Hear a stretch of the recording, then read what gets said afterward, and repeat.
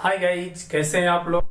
मैं मनोज दुबे एक बार फिर से अपने केमिस्ट्री के YouTube channel chemistry bye Manoj Dubey sir में हार्दिक स्वागत करता हूं आप सभी लोगों का। उम्मीद करता हूं कि आप स्वस्थ हैं, प्रसन्न होंगे। इलेक्ट्रोकेमिस्ट्री जो कि बहुत इंपॉर्टेंट पॉइंट है, हमने बताया था कि पूरी केमिस्ट्री का बेटा आपके क्लास 12th में सबसे हाईएस्ट मार्क्स 9 मार्क्स का आपका इलेक्ट्रोकेमिस्ट्री आता है। तो हम लोगों ने 2 पार्ट्स देखा, ठीक है ना। उम्मीद है कि 1-2 पार्ट्स के अंदर हम पूरी इलेक्ट्रोकेमिस्ट्री को फिनिश करेंगे, ठीक है ना। तो चलिए बिना टाइम को गंवाए हम लोग आज नेक्स्ट पॉइंट को स्टार्ट करते हैं। नर्स इक्वेशन को बढ़िया से आप रिवाइज कर लीजिएगा क्योंकि उस पर न्यूमेरिकल्स भी आएगा, ठीक है ना। तो चलिए सबसे पहले आपको बता दें बेटा, हेडिंग देख रहे हो, फैक्टर्स अफेक्टिंग ऑफ कंडक्टेंस और कंडक्टिविटी ऑफ इलेक्ट्रोलाइटिक सॉल्यूशन। तो बेटा इलेक्ट्रोलाइटिक जो सॉल्यूशन है उसके कंडक्टेंस पर कौन कौन से ऐसे फैक्टर्स हैं जो इफेक्ट डालेंगे, सोचिए, ठीक है ना। अब इलेक्ट्रोलाइटिक सॉल्यूशन आपको बताया गया था कि इलेक्ट्रोलाइट्स को जब वाटर या किसी पोलर सॉल्वेंट में डिसॉल्व करते हैं तो आयन में ब्रेक हो जाते हैं। आपको शायद ये भी पता होगा कि इलेक्ट्रोलाइट्स 2 तरह के होते हैं बेटा। पहला होता है बेटा स्ट्रांग इलेक्ट्रोलाइट्स। स्ट्रांग इलेक्ट्रोलाइट्स की अगर हम बात करें तो क्या होता है बेटा, ये ऑलमोस्ट कंप्लीटली डिसोसिएट कर जाते हैं। जैसे NaCl, जितने भी साल्ट हैं, ध्यान दीजिएगा, जितने भी साल्ट होते हैं बेटा वो सब क्या होते हैं, स्ट्रांग इलेक्ट्रोलाइट्स हैं। Sodium ion and chloride ion में ब्रेक हो जाएगा। ऐसे ही अगर आपने KCl ले लिया बेटा, KCl ले लिया, वाटर में डिसॉल्व किया, पोटेशियम एंड क्लोराइड आयन में ब्रेक हो जाएगा।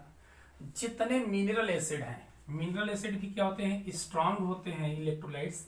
तो बेटा ये क्या करते हैं, अपने आयन में ब्रेक हो जाएंगे, कंप्लीटली डिसोसिएट करेंगे। लेकिन अगर वीक इलेक्ट्रोलाइट्स की अगर हम बात करें बेटा, वीक इलेक्ट्रोलाइट्स बोले तो दुर्बल वैद्युत अपघट्य पदार्थ, ठीक है ना। वीक इलेक्ट्रोलाइट्स, दुर्बल वैद्युत अपघट्य पदार्थ, बेटा इनको अगर वाटर में डिसॉल्व करोगे ना तो ये कंप्लीटली ब्रेक नहीं होंगे, 100% ब्रेक नहीं हो सकते। और इन्हीं के लिए आप पढ़े होंगे कि इक्विलिब्रियम कंडीशन क्रिएट होती है, ठीक है ना। एक कभी भी कंप्लीटली ब्रेक नहीं होंगे बेटा, चाहे जितना भी आप डाइल्यूट कर दो, कंसंट्रेटेड बढ़ा दो, कोई दिक्कत नहीं। कौन आएगा, तो स्पेशली जितने ऑर्गेनिक एसिड है, ऑर्गेनिक एसिड है बेटा, वे इसी तरीके के होते हैं। जैसे हमने ले लिया बेटा CH3COOH, बोले तो एसिटिक एसिड, बोले तो एसिटिक एसिड, बेटा एसिटेट आयन और हाइड्रोजन आयन में ब्रेक हो जाएगा। ये क्या है, 100% नहीं ब्रेक होगा, पता चला 60%, 70%, 80%, 90% तक मैक्सिमम ब्रेक होगा, उसके बाद ब्रेक नहीं हो सकता। तो इनको हम लोग कहते हैं weak electrolytes.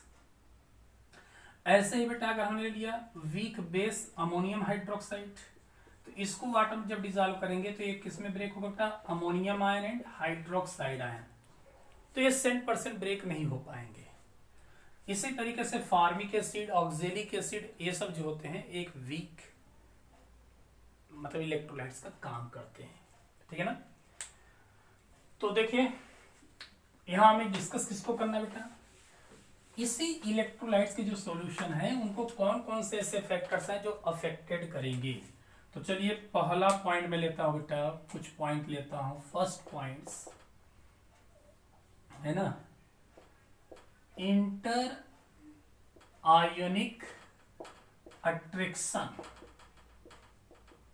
Inter ionic attraction, ठीक है ना। इंटर आयोनिक अट्रैक्शन की अगर हम बात करें बेटा तो नाम से पता चल रहा है इंटर आयन, यानी 2 डिफरेंट टाइप के जो आयंस होते हैं उनके बिटवीन जो अट्रैक्शन शो करता है बेटा, that is called inter ionic attraction, यानी अंतः आयनिक आकर्षण। बेटा ये क्या होगा, सॉरी इंटर मतलब अंतरा कहिए, अलग अलग मॉलिक्यूल्स के बिटवीन जो अट्रैक्शन होता है बेटा, ठीक है ना। तो इसका भी बहुत बड़ा रोल होता है। जैसे सपोज करो आप सोडियम क्लोराइड, यहां पर एक सोडियम आयन हो गया, एक क्लोराइड आयन हो गया। बेटा ये कितने तरह के आयन है, 2 डिफरेंट टाइप के आयंस हैं, एक पॉजिटिव एक नेगेटिव। तो जब पॉजिटिव नेगेटिव है तो इनके बिटवीन फोर्स ऑफ अट्रैक्शन बहुत स्ट्रांगली होता है, ठीक है ना। तो अगर इनके बिटवीन फोर्स ऑफ अट्रैक्शन ज्यादा है तो इनकी कंडक्टिविटी क्या होगी बेटा, थोड़ी कम हो पाएगी, ठीक है ना। यानी फोर्स ऑफ अट्रैक्शन जितना ज्यादा होगा मॉलिक्यूल्स के बिटवीन, उनको ब्रेक करने के लिए हमें अधिक एनर्जी देनी पड़ेगी, और जितना वीकली बेटा अटैच होंगे, है ना, उतना ही इजीली ब्रेक हो जाएंगे। ध्यान दीजिएगा। तो इसके लिए अगर देखा जाए तो इसके बेस पर जो कंडक्टेंस होती है या कंडक्टिविटी भी कह सकते हो आप, that is directly proportional. Conductance is inversely proportional, यानी जितना ज्यादा फोर्स ऑफ अट्रैक्शन आयन के बिटवीन होगा उसकी कंडक्टेंस उतनी ही, उसकी कंडक्टेंस क्या होगी, उतनी ही कम होगी, इनवर्सली होगा। बात समझ में आ रही है। दूसरी बात बेटा, टेम्परेचर की अगर हम बात करें तो टेम्परेचर का भी इफेक्ट पड़ता है। किसका? टेम्परेचर का। तो कहा जाता है कि टेम्परेचर जो होता है वो कंडक्टेंस के डायरेक्टली प्रोपोर्शनल होगा, क्योंकि आप जानते हैं कि जब हम टेम्परेचर देंगे तो कोई भी इलेक्ट्रोलाइट्स है बेटा, वो तो तेजी से क्या होता है, ब्रेक होकर के स्मूथली वो चलना शुरू कर देता है। क्यों चलेगा? क्योंकि आप जानते हैं जब हम एनर्जी देंगे, टेम्परेचर देंगे, तो उसकी काइनेटिक एनर्जी इंक्रीज करेगी, तो तेजी से क्या करता है, फ्लो करेगा, और जब तेजी से फ्लो करेगा तो उतनी ही तेजी से इलेक्ट्रिसिटी को पहुंचाने का काम करेगा। ठीक है ना। नेक्स्ट बेटा, विस्कोसिटी। विस्कोसिटी फिजिक्स में टर्म पढ़े होंगे, है ना। एक प्रकार का क्या होता है, अपोजिट फ्रिक्शन फोर्स, है ना। इसको बहुत शॉर्ट में मैं बोलूँ तो बेटा विस्कोसिटी क्या होती है, जो जितना ज्यादा गाढ़ापन होगा ना, कंसंट्रेटेड होगा, उसकी विस्कोसिटी उतनी ही ज्यादा होती है। जैसे पानी हो जाए और शहद हो जाए बेटा, तो पानी को क्या करोगे, बहुत डाइल्यूट टाइप का होता है, तो हम कहेंगे विस्कोसिटी इसकी कम है। लेकिन हनी क्या होता है, शहद गाढ़ापन होता है, उसको फ्लो कराओगे तो तेजी से फ्लो नहीं कर पाएगा, इसका मतलब कि वो ज्यादा विस्कोसिटी शो करता है। बात समझ में आ रही है। तो विस्कोसिटी क्यों बढ़ा, क्योंकि जब मॉलिक्यूल्स के बिटवीन बेटा फोर्स ऑफ अट्रैक्शन ज्यादा होगा तो मॉलिक्यूल्स पास में रहेंगे, जिसकी वजह से फ्लो करने की टेंडेंसी उसकी थोड़ी सी कम होती है। तो अब सोचो कि जब फोर्स ऑफ अट्रैक्शन ज्यादा है तो कंडक्टेंस क्या बेटा कम होगा। तो विस्कोसिटी के भी अगर देखा जाए तो कंडक्टेंस जो होती है, कंडक्टेंस जो होगी बेटा या कंडक्टिविटी की हम बात करें, वे एक दूसरे के इनवर्स होंगे। जितना ज्यादा विस्कोसिटी उतनी कम कंडक्टेंस, जितना कम विस्कोसिटी उतना ज्यादा कंडक्टेंस उसका होगा। Next point, nature of electrolytes. अभी मैंने बताया कि इलेक्ट्रोलाइट्स बेटा उस पर भी डिपेंड करेगा। दो तरह के इलेक्ट्रोलाइट्स होते हैं, एक होता है बेटा स्ट्रांग इलेक्ट्रोलाइट्स, और दूसरा कौन होगा बेटा, वीक इलेक्ट्रोलाइट्स। तो इस पर भी डिपेंड करता है, वीक इलेक्ट्रोलाइट्स। अब सोचो बेटा, तो सिंपल सी बात है कि जिसके पास जितने आयंस होंगे उतना ज्यादा इलेक्ट्रिसिटी को फ्लो कराएंगे, और जिसके पास कम आयन होंगे वो कम इलेक्ट्रिसिटी को फ्लो कराएंगे। बस समझ में आ रही है। जैसे हम यूं कहें कि अगर 50 लेबर लगा दिए बेटा तो तेजी से काम होगा, और 10 लेबर है थोड़ा स्लो काम होगा। उसी तरीके से यहाँ पर इस पर डिपेंड करेगा। अभी मैंने बताया बेटा कि ये स्ट्रांग इलेक्ट्रोलाइट्स क्या होते हैं। स्ट्रांग इलेक्ट्रोलाइट्स के लिए आपको बताया गया था कि ऑलमोस्ट कंप्लीटली डिसोसिएट कर जाते हैं बेटा, किसी भी कंसंट्रेशन पर आप देखेंगे तो कंप्लीटली लगभग डिसोसिएट कर जाते हैं। और जब कंप्लीटली डिसोसिएट कर जाएंगे, मान लीजिए AB है, ये कंप्लीटली बेटा 100% ब्रेक हो गया, 100% ब्रेक हो गया, तो क्या करेंगे, आयंस बहुत ज्यादा इसके पास होंगे, इलेक्ट्रिसिटी को फ्लो कराएगा। यानी कहने का सेंस हो गया कि स्ट्रांग इलेक्ट्रोलाइट्स जितने ज्यादा होंगे, उसका कंसंट्रेशन जितना ज्यादा होगा, उसकी कंडक्टेंस भी उतनी ही ज्यादा होगी।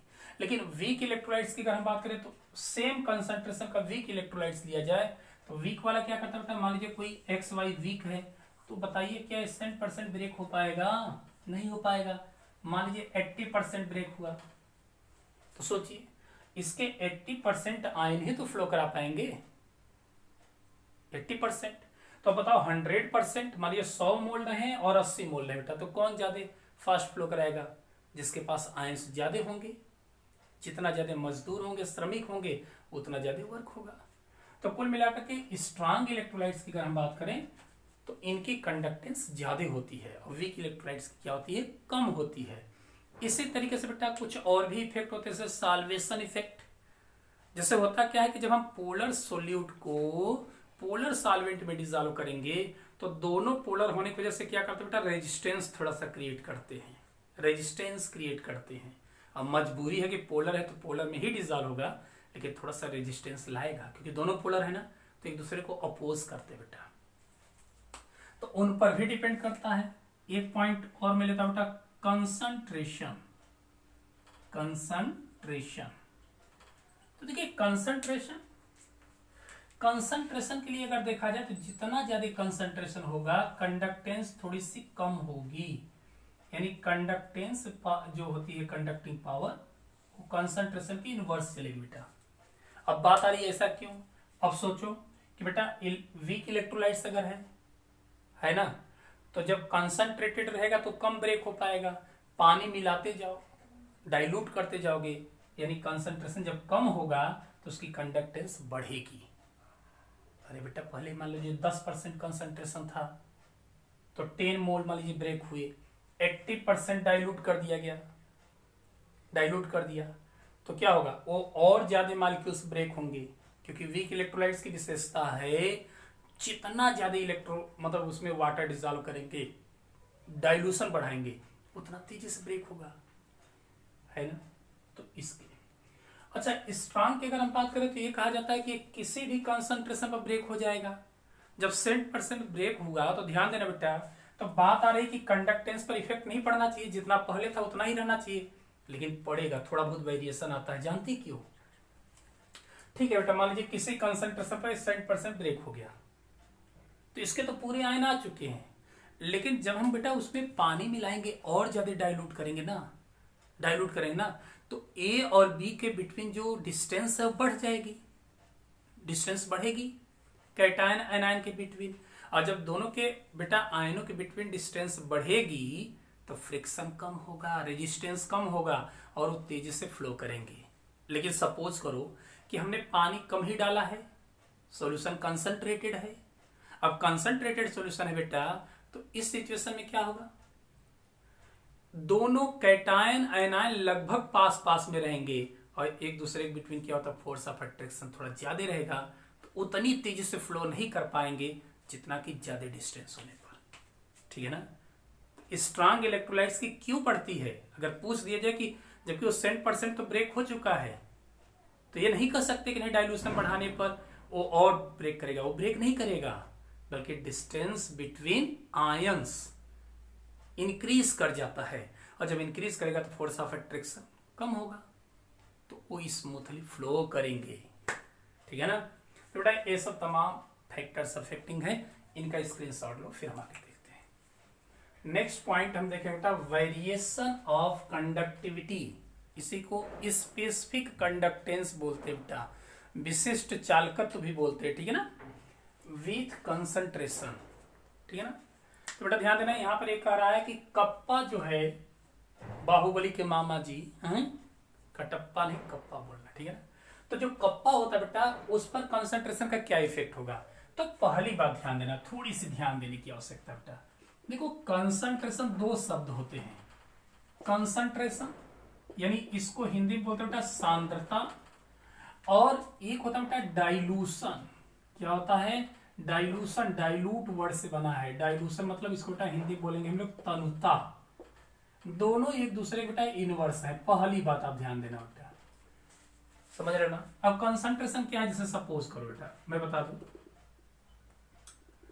सपोज करो कि NaCl का सॉल्यूशन है, ठीक है ना, हमने बेटा इसमें क्या किया, NaCl के 10 ग्राम को लेकर के, 10 ग्राम को लेकर के, या 10 मोल को ही ले लीजिए, 10 मोल को मान लीजिए लिया, अब बेटा इसको हमने क्या किया, 100 ml वाटर में डिजॉल्व कर दिया,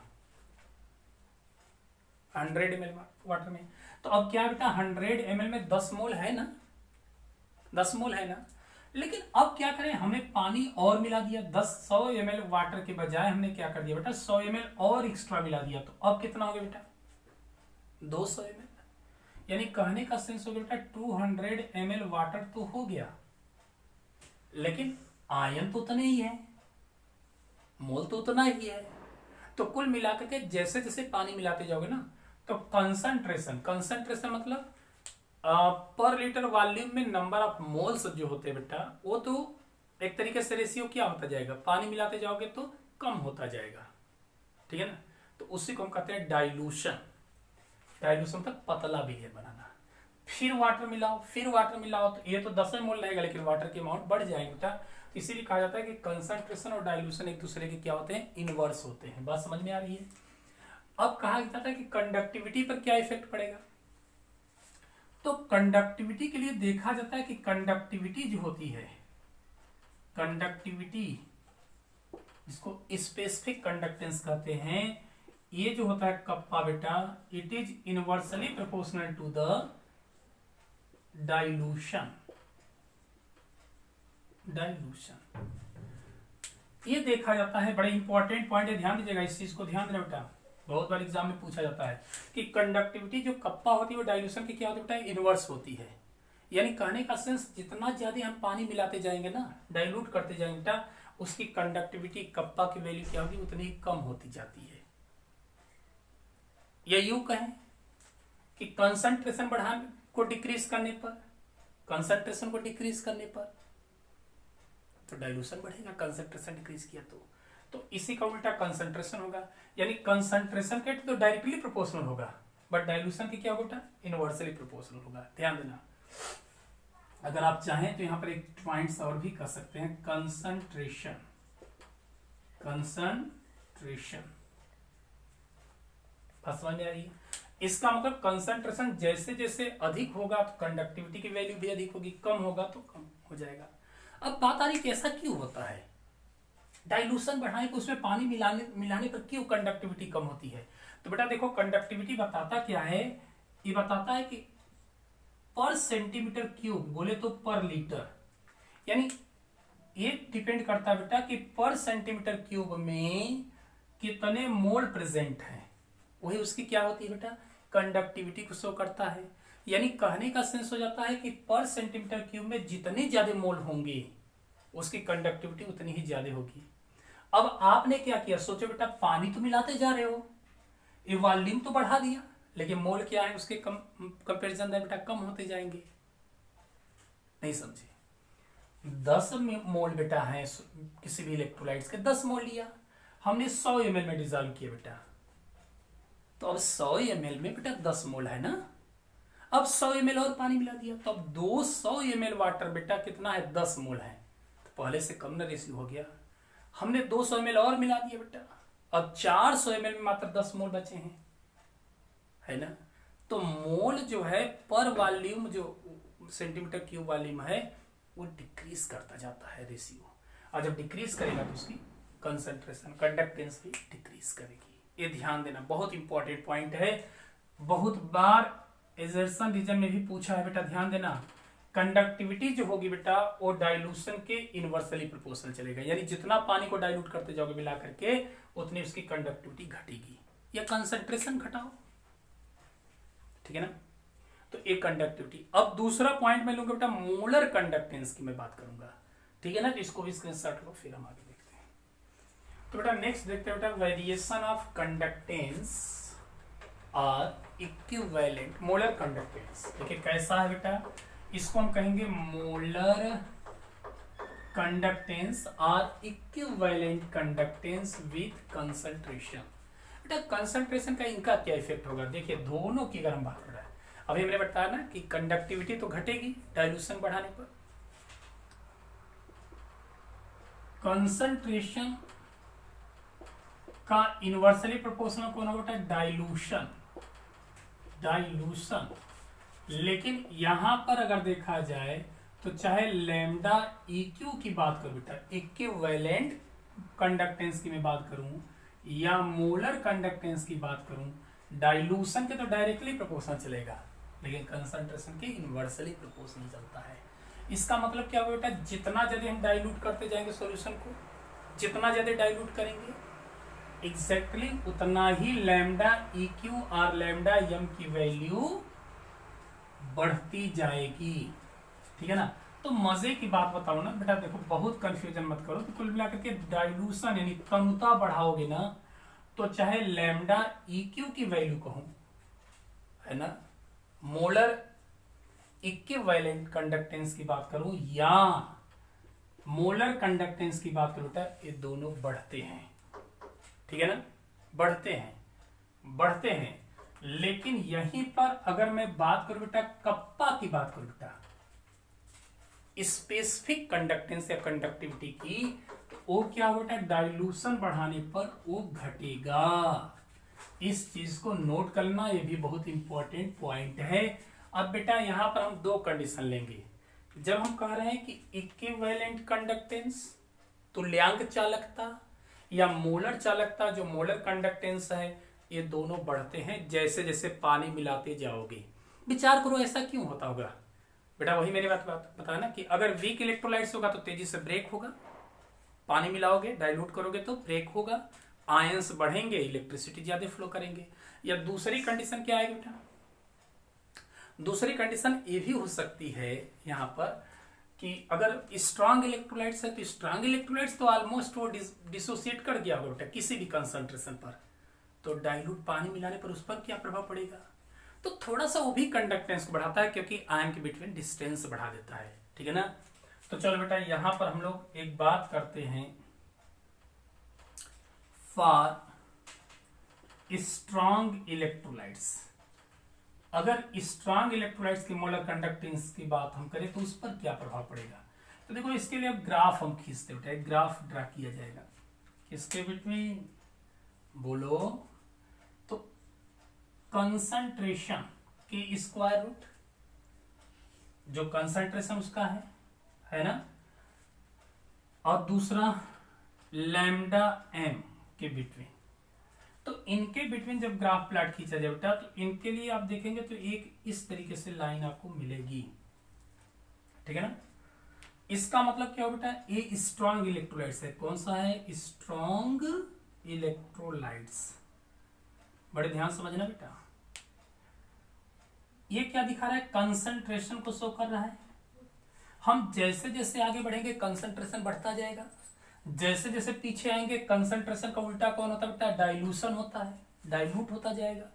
तो देखो दिखा क्या रहा है कि जब इस कंसंट्रेशन, बेटा यहां पर 0 था सपोज करो, अब कंसंट्रेशन यहां तो बहुत ज्यादा होगा। जब कंसंट्रेशन ज्यादा था तो मोलर कंडक्टेंस क्या था बेटा, देखिए ग्राफ खींचेंगे तो कुछ इस तरीके से आएगा बेटा। जब यहां पर कंसंट्रेशन था तो मोलर कंडक्टेंस यहां पर था, है ना।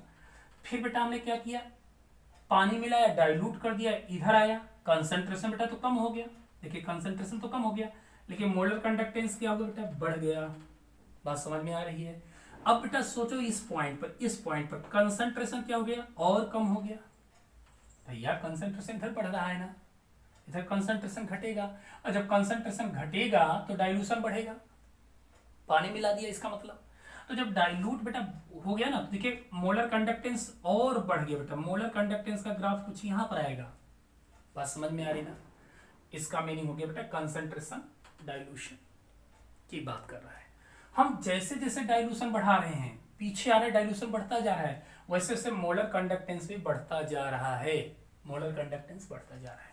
अच्छा सोचो बेटा, सोचो इसको कि अगर हम एक पॉइंट पर चले, इस पर एक्स्ट्रापोलेशन कराएंगे, तो एक्स्ट्रापोलेशन कराने पर एक पॉइंट पर जाकर के इसको कट कर देगा, किसी न किसी पॉइंट पर जाकर कट कर देगा, पीछे हो कब, लिमिटिंग वैल्यू, यानी लिमिटिंग वैल्यू पर जब हम चलेंगे, लिमिटिंग वैल्यू पर जब चलेंगे बेटा, तो लिमिटिंग वैल्यू कब होगा, जब कंसंट्रेशन कितना हो जाए बेटा, 0, क्या हो जाए, 0 कंसंट्रेशन पर जब चलेंगे, यानी कंप्लीटली डाइल्यूट कर दिया बेटा, है ना। तो जब उसी को हम कहते हैं लिमिटिंग वैल्यू, यानी when the concentration is 0 that value is called limiting value.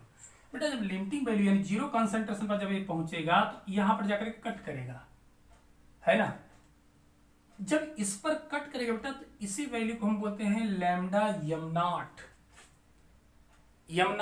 या इसी को बेटा कहा जाता है, इसी को लिखते हैं लैम्डा एम इनफाइनाइट। अब दोनों में से कोई भी टर्म यूज कर सकते हो। इनफाइनाइट क्या बताता है बेटा, इनफाइनाइट डाइल्यूशन को बता रहा है, और 0 क्या बता रहा है, कंसंट्रेशन को बता रहा है। यानी जिस पॉइंट पर एक्स्ट्रापोलेशन करने पर, जिस पॉइंट पर बेटा लैम्डा एम पर एक काटेगा, कट करेगा, वही क्या होती है बेटा, इनफाइनाइट डाइल्यूशन पर मोलर कंडक्टेंस, लिमिटिंग वैल्यू कहलाती है। ठीक है ना। तो बात ये आती है कि जितने भी स्ट्रांग इलेक्ट्रोलाइट्स हैं, जैसे जैसे डाइल्यूट करते जाएंगे थोड़ा सा बढ़ता जाएगा, बहुत ज्यादा तो नहीं बढ़ेगा लेकिन थोड़ा सा उसका कंडक्टेंस बढ़ेगा। क्यों बढ़ेगा? क्योंकि आयन के बिटवीन डिस्टेंस बढ़ जाते हैं। मत कहिएगा कि नहीं कंप्लीटली ब्रेक करेगा, कंप्लीटली बेटा तो यहीं पर ब्रेक कर चुका होगा, किसी भी कंसंट्रेशन पर ब्रेक कर देगा, है ना। सिर्फ आयन के बिटवीन डिस्टेंस बढ़ेगा तो रेजिस्टेंस कम होगा, दूर दूर रहेंगे तेजी से फ्लो कर सकते हैं बेटा, तो यही काम करता है। बात समझ में आ रही है? बड़ा इंपॉर्टेंट पॉइंट है, ध्यान दीजिएगा। तो इनके मोलर कंसंट्रेशन और मोलर कंडक्टेंस पर एक इक्वेशन दिया गया बेटा, इसको कहते हैं हकल डिबाय ऑनसेगर इक्वेशन। बेटा हकल डिबाय ऑनसेगर इक्वेशन दिया गया है, इसमें कहा गया लैम्डा यम जो होता है that is equal to lambda m infinite at zero, zero करोगे तो जीरो कंसंट्रेशन हो जाएगा, इनफाइनाइट डाइल्यूशन हो जाएगा, माइनस बी अंडर रूट सी। बात समझ में आ रही है बेटा? इक्वेशन है, ये भी इंपॉर्टेंट इक्वेशन है। लैम्डा यम क्या है बेटा? लैम्डा यम की पावर सी भी कर सकते हैं, यानी लैम्डा यम बताता है कि मोलर कंडक्टेंस और कंडक्टिविटी कुछ भी कहिए, molar conductance at any concentration, any concentration बेटा किसी भी कंसंट्रेशन को शो करता है। ये कब होगा बेटा? इनफाइनाइट डाइल्यूशन पर कंसंट्रेशन को शो करता है, कंसंट्रेशन एट इनफाइनाइट डाइल्यूशन, ये जीरो कंसंट्रेशन पर। बी क्या है बेटा? बी इज कांस्टेंट, ये किस पर डिपेंड करेगा? कंसंट्रेशन और टेम्परेचर पर डिपेंड करता है। और सी क्या है बेटा? ये है कंसंट्रेशन, जो सॉल्यूशन है ना, सॉल्यूशन के कंसंट्रेशन के स्क्वायर रूट को शो कर रहा है। ठीक है ना। अब इसी तरीके से वीक इलेक्ट्रोलाइट्स के लिए भी हम लोग देखेंगे, पहले स्क्रीनशॉट लो। हम मोलर कंडक्टेंस हम देखेंगे किसके लिए? For weak electrolytes. ये बेटा लैम्डा एम बेटा मोलर कंडक्टेंस वीक इलेक्ट्रोलाइट्स के लिए देखोगे ना तो कुछ इस तरीके से ग्राफ दिखेगा, ये यूं कुछ इस तरीके से बेटा। अब बताओ ये क्या शो कर रहा है बेटा? It is weak electrolyte. कैसा है? वीक इलेक्ट्रोलाइट्स है बेटा। अब देखो वीक इलेक्ट्रो, डब्ल्यू बोले तो वीक, बेटा वीक इलेक्ट्रोलाइट्स में क्या होगा? ये दिखा रहा है, अभी मैंने बताया था बेटा कि वीक इलेक्ट्रोलाइट्स कभी भी 100% ब्रेक नहीं हो पाते हैं। ठीक है ना। अब पता चला पानी मिलाते जाओ और ब्रेक होगा, थोड़ा और डाइल्यूट करोगे और ब्रेक होगा, 10%, 20%, 30%, 40%, 50%, 60%, 70% पानी मिलाते जाओ ब्रेक होता जाएगा। ठीक है ना। समझ में आ रहा है? अब बात ही आती बेटा, यानी कुल मिलाकर के इनकी अगर हम देखें तो डाइल्यूशन जैसे से बढ़ाएंगे वैसे वैसे क्या होंगे बेटा? वो ब्रेक होते जाएंगे, वो ब्रेक होते डिसोसिएट करते हैं, यानी डिसोसिएशन रेट डाइल्यूशन के डायरेक्टली प्रोपोर्शनल चलेगा बेटा, वो ब्रेकअप करते जाएंगे। अब सोचो बेटा, इधर हमने बता दिया कि जैसे से आप आगे जाओगे कंसंट्रेशन बढ़ेगा, कंसंट्रेशन बढ़ने का मतलब क्या होगा बेटा? पानी कम होगा, इलेक्ट्रोलाइट से ज्यादा होगा। लेकिन पीछे आओगे तो कंसंट्रेशन कम होता जाएगा तो डाइल्यूशन बढ़ेगा, डाइल्यूशन बढ़ेगा। तो ये दिखा रहा है कि जैसे जैसे डाइल्यूट करते जाएंगे, पानी मिलाते जाएंगे, डाइल्यूट बढ़ता जा रहा है, देखो ना, वैसे वैसे क्या होगा बेटा? उसका मोलर कंडक्टेंस भी बढ़ता जा रहा है। ध्यान दीजिएगा, मोलर कंडक्टेंस। लेकिन एक कंडीशन ऐसी आएगी जब ये बेटा पैरेलल हो जाएगा, किसके किसके? लैम्डा यम के पैरेलल चलना शुरू कर देगा। यानी अब कितना भी पानी मिलाओ अब उससे ज्यादा ब्रेक नहीं हो सकता। मान लो 90% उसकी क्षमता है ब्रेक होने की, तो 90% के बाद बेटा कितना भी पानी मिलाओगे, सॉल्यूशन को कितना भी डाइल्यूट करोगे, अब वो ब्रेक नहीं होगा। और जब ब्रेक नहीं होगा तो क्या होगा बेटा? अब वो पैरेलल इसके हो गया। कैसे? जैसे बेटा रेलवे के जो दो ट्रैक होते हैं वो एक दूसरे के पैरेलल है ना, कभी एक दूसरे के कांटेक्ट में नहीं आएंगे, वैसे ही। अब सोचो कि इसका एक्सट्रापोलेशन करके क्या जीरो पर ले जा सकते हो क्या? नहीं जा सकता बेटा, नहीं जा सकता, क्योंकि अब पैरेलल हो गया है। तो कुल मिलाकर के हमें ये चीज सीख लेना चाहिए कि वीक इलेक्ट्रोलाइट्स का जो मोलर कंडक्टेंस है, मोलर कंडक्टेंस है, उसको कभी भी लिमिटिंग वैल्यू तक नहीं ले जा सकते बेटा, जीरो कंसंट्रेशन पर ले ही नहीं जा सकते, है ना, क्योंकि कंप्लीटली ब्रेक ही नहीं होगा। और जब कंप्लीटली ब्रेक हो जाता 100% तभी तो जीरो कंसंट्रेशन कहलाता, लेकिन वो 100% ब्रेक ही नहीं हो पाएगा। बात समझ में आ रही है? तो क्या आप लैम्डा एम की वैल्यू इनफाइनाइट पता कर पाओगे क्या बेटा? लैम्डा एम नॉट पता किया जा सकता क्या? नहीं, पता नहीं कर सकते। स्ट्रॉन्ग का तो आपको बताया था कि एक्स्ट्रापोलेशन करने पर किसी किसी पॉइंट पर कट कर रहा था, वही लैम्डा एम नॉट या लैम्डा एम इनफाइनाइट था। पता कर लिए थे लिमिटिंग वैल्यू को, लेकिन यहाँ लिमिटिंग वैल्यू को हम पता नहीं कर पाएंगे। तो अब बात आ रही कि कैसे तब इसको पता करेंगे। जैसे एसिटिक एसिड हो गया, फार्मिक एसिड हो गया, क्या इन बेचारों का मोलर कंडक्टेंस पता ही नहीं किया जा सकता इनफाइनाइट डाइल्यूशन पर? किया जा सकता है। कैसे? तो इसके लिए बड़ा इंपॉर्टेंट रूल्स आने वाला बेटा, दैट इज कोलरास लॉ। कोलरास लॉ की हेल्प से हम लोग पता कर सकते हैं, ठीक है ना। तो यहाँ पर स्ट्रांग और वीक दोनों इलेक्ट्रोलाइट्स को देखा। ग्राफ बड़े इंपॉर्टेंट है पॉइंट। तो बेटा इनको अगर हम चाहेंगे तो स्क्रीनशॉट लो, फिर कोलरास लॉ को हम देखते हैं। तो बेटा देखिए कोलरास लॉ को हम देखते हैं। इसमें क्या कहा बेटा कि the molar conductivity eight infinite dilution for a given salt, है ना। तो किसी भी सॉल्ट का बेटा अगर हम इनफाइनाइट डाइल्यूशन पर उसके मोलर कंडक्टिविटी या कंडक्टेंस की बात करें, उसको हम एक्सप्रेस कैसे कर सकते हैं? Can be expressed as the sum of individual contribution from the ions of the electrolytes. यानी उसको एक्सप्रेस कैसे करेंगे? जितने भी बेटा उस इलेक्ट्रोलाइट्स में या साल्ट में जितने भी आयंस हैं, सभी के मोलर कंडक्टेंस के सम के फॉर्म में हम इसको रिप्रेजेंट कर सकते हैं।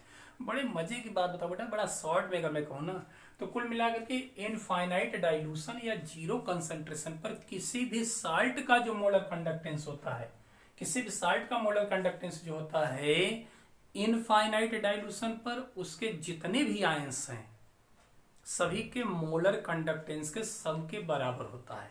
क्या होता है? सम के बराबर होता है। जैसे देखिए यहाँ पॉजिटिव है तो पॉजिटिव का कंसंट्रेशन इस रूप में। जैसे एक एग्जांपल मैं लूं बेटा, सोडियम क्लोराइड। सोचो कि इसको वाटर में आपने डिजोल्व कर दिया, डिजोल्व करने बेटा sodium ion and chloride ion में ब्रेक हो गया। तो अब सोचो कि इसका molar conductance zero concentration limiting value पर या इनफाइनाइट डाइल्यूशन पर देखा जाए तो क्या होगा बेटा? इसके जितने आयन है बेटा, lambda M sodium ion, sodium ion का molar conductance plus molar conductance of chloride ion. बात समझ में आ रही ना? यानी सोडियम आयन क्लोराइड आयन के मोलर कंडक्टेंस इंडिविजुअल दिए जाए, उन दोनों का सम करेंगे बेटा, तो वही किसका हो जाएगा? NaCl का मोलर कंडक्टेंस कहलाएगा। बात समझ में आ रही है? तो इसकी हेल्प से हम लोग वीक इलेक्ट्रोलाइट्स को भी पता कर सकते हैं। अब बात आती है कि इसके एप्लीकेशंस क्या क्या हैं। एप्लीकेशंस क्या क्या है बेटा? डिटर्मिनेशन ऑफ मोलर कंडक्टेंस या limiting molar conductance of any weak electrolyte. बेटा किसी भी वीक इलेक्ट्रोलाइट्स के मोलर कंडक्टेंस को हम लोग पता कर सकते हैं। सपोज करो कि कैसे हम पता करेंगे, तो इनमें देखिए होता क्या है कि हम लेंगे स्ट्रांग इलेक्ट्रोलाइट्स को। किसको लेंगे? स्ट्रांग इलेक्ट्रोलाइट्स को। लेकिन अब उसको इस तरीके से हम एलिमिनेट करते जाएंगे उसके आयन को कि बाद में वही आयन बचे जो वीक इलेक्ट्रोलाइट्स का हो। सपोज करो बेटा, जैसे अगर मान लीजिए आपको पता करना है लैम्डा एम एसिटिक एसिड, ठीक है ना। तो जीरो कंसंट्रेशन पर या इनफाइनाइट हमें कभी कुछ भी लिख सकते हो बेटा। एसिटिक एसिड का इससे पता करना हो तो एसिटिक एसिड क्या है बेटा? ये तो वीक इलेक्ट्रोलाइट्स है, डायरेक्ट कभी भी ये जीरो कंसंट्रेशन तक पहुंच ही नहीं पाएगा। अभी बताया था आपको ग्राफ दिखा करके। तो अब इसको पता करना है तो हमें एक ऐसा स्ट्रांग इलेक्ट्रोलाइट्स लेना पड़ेगा जिसमें एसीटेट आयन हो। तो सोचो एसीटेट आयन किसमें होगा बेटा? किसमें होगा? तो यहां पर हो जाएगा लैम्डा एम सोडियम एसीटेट, क्योंकि ये साल्ट है तो इसके पास एसीटेट आयन है जो कि स्ट्रॉन्ग है, ठीक है ना। और ये कंप्लीटली ब्रेक हो जाएगा तो इसका हम पता कर सकते हैं। हाइड्रोजन आयन के लिए क्या करना बेटा? कोई किसी भी मिनरल एसिड को ले लीजिए। जैसे हमने क्या किया बेटा, हाइड्रोजन कौन देगा बताइए, HCl हमने मान लीजिए ले लिया, तो ये क्या है, स्ट्रॉन्ग इलेक्ट्रोलाइट्स है, तो ये कंप्लीटली ब्रेक हो जाएगा। तो ये हाइड्रोजन आयन देकर बेटा एसिटिक एसिड तो दे देगा, लेकिन यहाँ पर राह का रोड़ा कौन हो गया, सोडियम एंड क्लोराइड। कौन हो गया, सोडियम क्लोराइड को। अब इसको हमें हटाना है। सोडियम, सोचिए स्ट्रॉन्ग इलेक्ट्रोलाइट्स कोई है जिस जहां सोडियम आयन और क्लोराइड आयन मिल सके बेटा, है कौन है, lambda M infinite sodium chloride. बेटा इसके पास सोडियम क्लोराइड। अब ध्यान से देखना बेटा, इन दोनों को हमने ऐड कर दिया, इसको माइनस कर दिया। मान लीजिए इसकी वैल्यू यक्स रही होगी, इसकी वाई रही होगी, इसकी जेड रही होगी, तो बताओ इसकी वैल्यू क्या आएगी। तो हम दोनों को ऐड करेंगे और इसको माइनस कर देंगे, तो x plus y minus z के बराबर इसकी वैल्यू हो जाएगी। कैसे हुई, बड़े ध्यान से देखना बेटा, एसीटेट आयन इसके पास है, हाइड्रोजन आयन इसने दे दिया, बात समझ में आ रही है। जब इन दोनों को ऐड करेंगे बेटा तो सोडियम क्लोराइड का यहाँ पर फॉर्मेशन होगा कि नहीं होगा, NaCl, और उतना ही NaCl हमने क्या किया, माइनस कर दिया, तो NaCl बेटा कैंसिल हो जाएगा, सोडियम आयन क्लोराइड आयन बेटा कैंसिल कर देगा, बचेगा क्या, सिर्फ एसीटेट आयन और हाइड्रोजन आयन। इन्हीं दोनों का सम करके हमने इसलिए कहा कि NaCl को माइनस कर दो जेड, ठीक है ना। तो इनको हम पता कर सकते बेटा। इसके दूसरा बेटा, determination of degree of dissociation DOD alpha of any electrolyte. बेटा किसी भी इलेक्ट्रोलाइट के डिग्री ऑफ डिसोसिएशन को भी पता कर सकते हैं। कैसे, DOD degree of dissociation alpha जो होता है ये रेशियो होता है बेटा lambda m any concentration upon lambda M infinite dilution या जीरो कंसंट्रेशन पर, कोई भी लिख सकते बेटा। यहाँ पर हमने कह दिया आपको कि लिखने के लिए आप चाहें तो लैम्डा एम इनफाइनाइट कर सकते हैं। ये किसको शो करता है बेटा, इनफाइनाइट डाइल्यूशन को शो करता है, हाँ है ना, डाइल्यूशन को, और एक कंसंट्रेशन को बताता है कि जीरो कंसंट्रेशन। अच्छा जब कंसंट्रेशन जीरो होगा तो डाइल्यूशन अनंत होगा बेटा, इनफाइनाइट होगा, ठीक है ना। क्या होगा, कंसंट्रेशन जीरो तो इनफाइनाइट डाइल्यूशन हो जाएगा।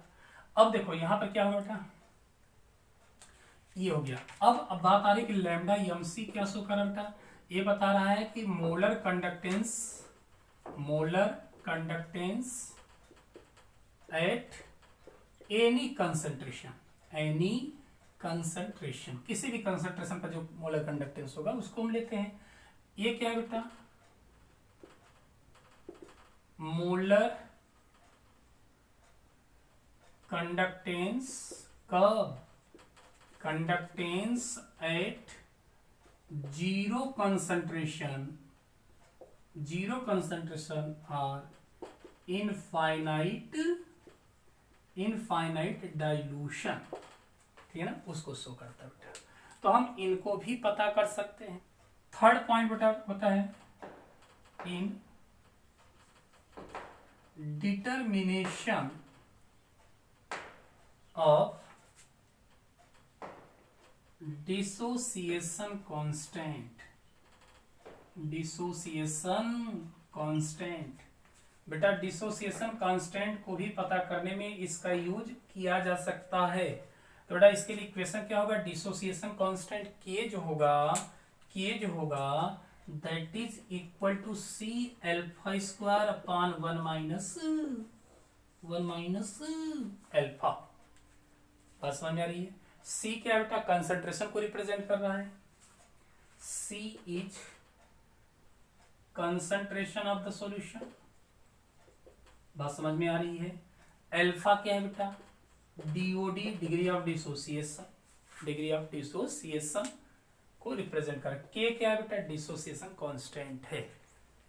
बेटा इसी तरीके से हम लोग क्या करेंगे, इसका यूज कर सकते हैं कोल्डास लॉ का एप्लीकेशन बेटा, calculation of solubility of sparingly soluble salt. Sparingly soluble salt मतलब जो बेटा कंप्लीटली ब्रेक ना होते हो उनके लिए, ठीक है ना, कि जो लैम्डा m नॉट है it is equal to 1000 kappa, है ना, कंडक्टिविटी अपॉन मोलरिटी।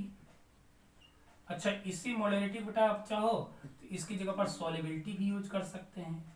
तो एक करते क्या है, इससे हम लोग इस फार्मूले की यूज से भाई कंडक्टिविटी पता कर लेंगे उससे, मोलर कंडक्टेंस आपको पता हो जाएगा कोलडास लॉ की हेल्प से। कंडक्टिविटी दिया होता तो सॉलिबिलिटी हम पता कर सकते हैं किसी भी स्पेलिंगली सोल्यूबल का। तो स्क्रीनशॉट लो, फिर आगे हम देखेंगे। चलिए बेटा, तो इसको सॉल्व करने के लिए हम लोग पहले देख लेते हैं क्या क्या करना है। गिवन वैल्यू मैंने बताया था, देखिए मोलरिटी दिया हुआ है कितना बेटा, मोलरिटी इसका दिया है, मोलरिटी 0.00241 है ना।